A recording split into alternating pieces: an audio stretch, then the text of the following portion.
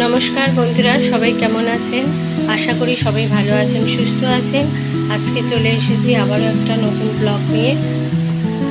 তো আজকে রান্না করব ডিমের রেসিপি, ডিমের কারি। তো তার জন্য এখানে দেখুন নিয়ে নিয়েছি 3টে ডিম, আর নিয়ে নিয়েছি পেঁয়াজ কুচি, আর এখানে নিয়ে নিয়েছি কিছুটা রসুন, 1 কোয়া আদা, 1 টুকরো আদা, আর একটা এরকম সাইজের একটা টমেটোমের অর্ধেকটা নিয়ে নিয়েছি, আর নিয়ে নিয়েছি 2টো কাঁচা লঙ্কা। এটাকে একটা পেস্ট বানিয়ে নেব। এখন কড়াতে দিয়ে দিচ্ছি কিছুটা পরিমাণ তেল।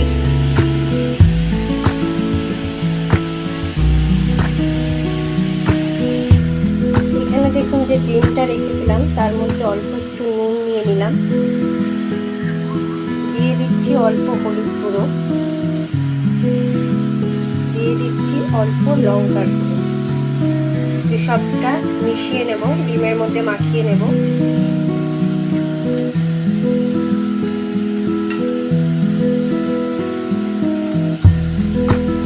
ডিমের মধ্যে এটা ভালো করে মাখিয়ে নেব। আমি এখানে 3টে ডিম নিয়েছি, আপনারা যেরকম খেতে চান ডিম সেরকমই নেবেন। এখন খুব ভালো করে ডিমের মধ্যে এগুলো মাখানো হয়ে গেছে।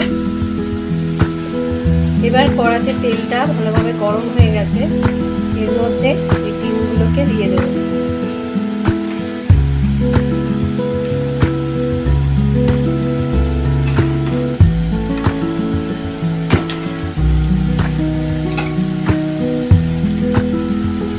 এবার ডিমগুলোকে ভালো করে একটু ভেজে নেব।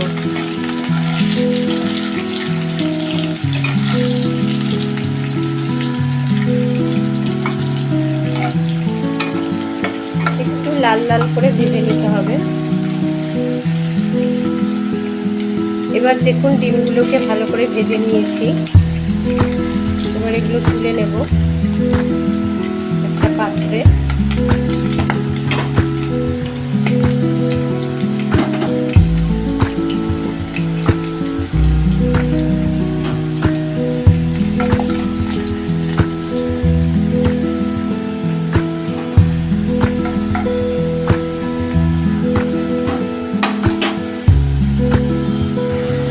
এবার তেলটার মধ্যে দিয়ে দিচ্ছি একটা শুকনো লঙ্কা আর 2টো তেজপাতা।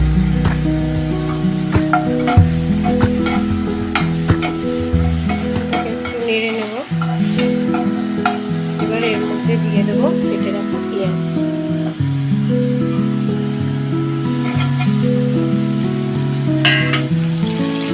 পেঁয়াজটাকে ভেজে নেব।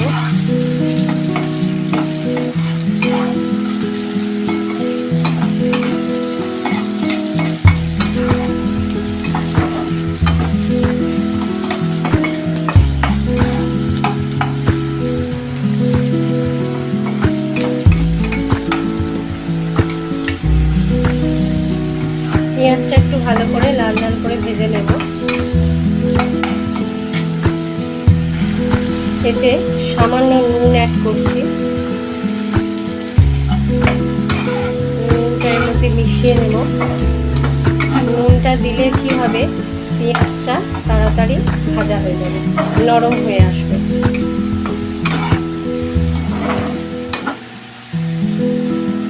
আপনারা যখন পেঁয়াজটা ভাজবেন তখন পেঁয়াজটা দেওয়ার পরে নুনটা দিয়ে দেবেন, তাহলে পেঁয়াজটা তাড়াতাড়ি ভাজা হয়ে যাবে আর নরমও হয়ে যাবে।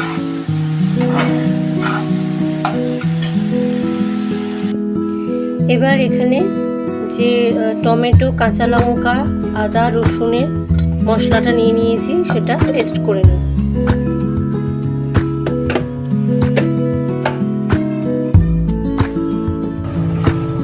তো দেখুন আমি পেস্টটা করে নিয়েছি,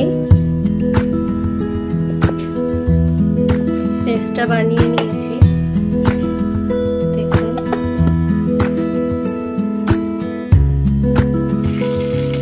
এবার দেখুন এখানে পেঁয়াজটা অনেকটা ভাজা হয়ে এসেছে।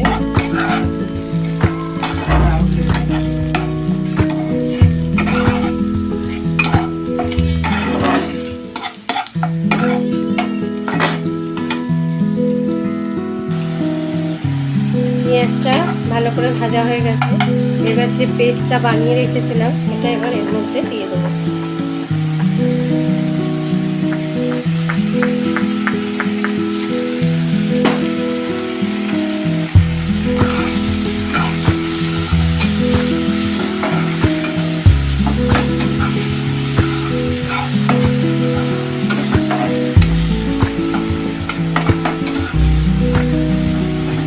মশলাটা ভালো করে কষে নেব, যাতে এর মধ্যে আদা রসুনের কাঁচা গন্ধটা না থাকে।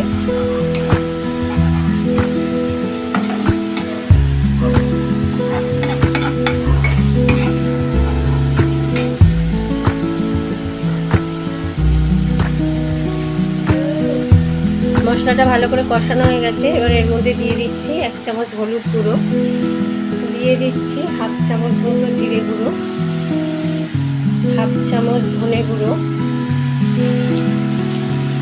অল্প কাশ্মীরি লঙ্কার গুঁড়ো।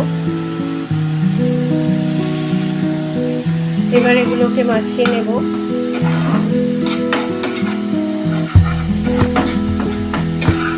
মশলাগুলো দিয়ে এর মধ্যে অল্প একটু জল অ্যাড করব।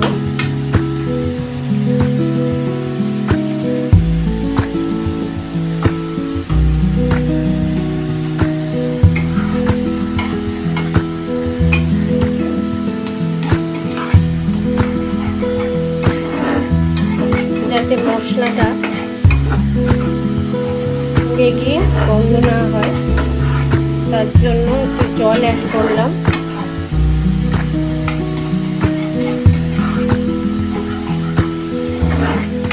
এবার খুব ভালো করে এটাকে কষিয়ে নেব যতক্ষণ না এর থেকে তেলটা ছাড়ছে।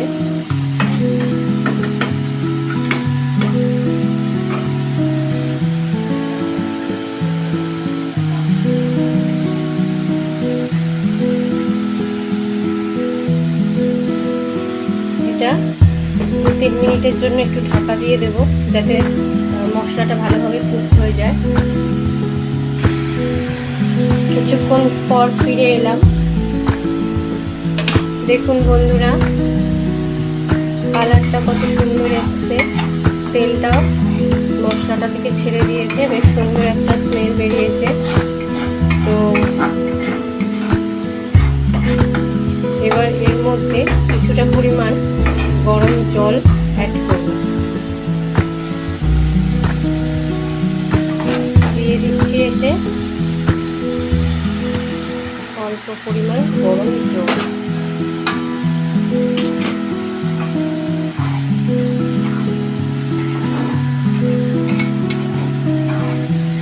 মিশিয়ে নিচ্ছি।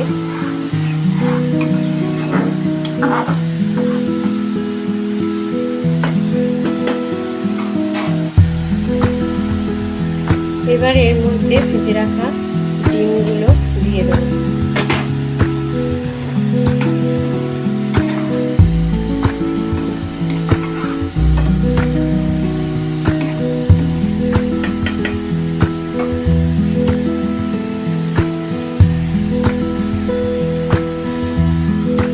এবার এটা ঢাকা দিয়ে দেবো।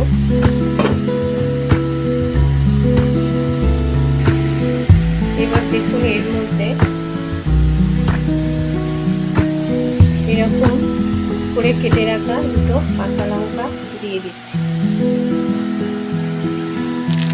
দিয়ে দিচ্ছি একটু গরম মশলা।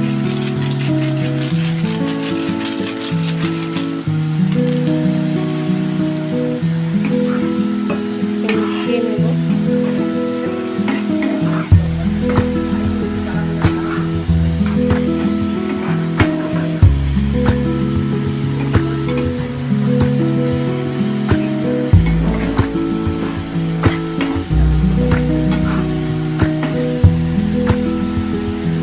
এবার এর মধ্যে দিয়ে দিচ্ছি অল্প টমেটো সস,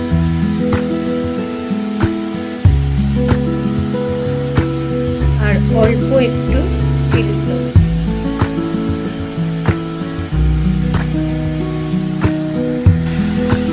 এবার এটাকে ভালো করে মিশিয়ে নেব।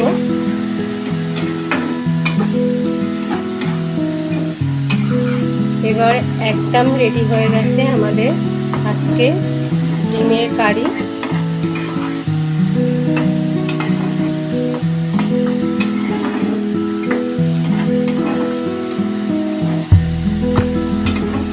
ডিমের কারি রেসিপি একদম রেডি।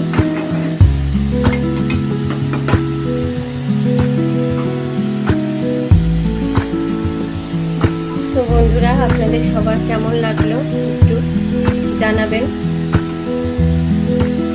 ভিডিওটা যদি ভালো লেগে থাকে প্লিজ প্লিজ প্লিজ ভিডিওটা সাবস্ক্রাইব করে দেবেন। আর যদি ভিডিওটা ভালো লাগে তাহলে একটা লাইক করে দেবেন। এই রান্নাটা আপনারা সবাই বাড়িতে বানাবেন, এটা ছোটরা বড়রা সবাই খেতে পারে। ডিম তো সবারই খুব প্রিয় একটি জিনিস।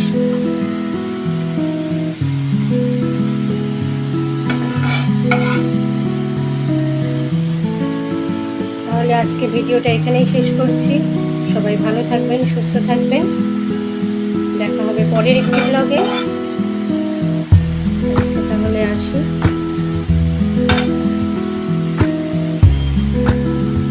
টাটা সবাই।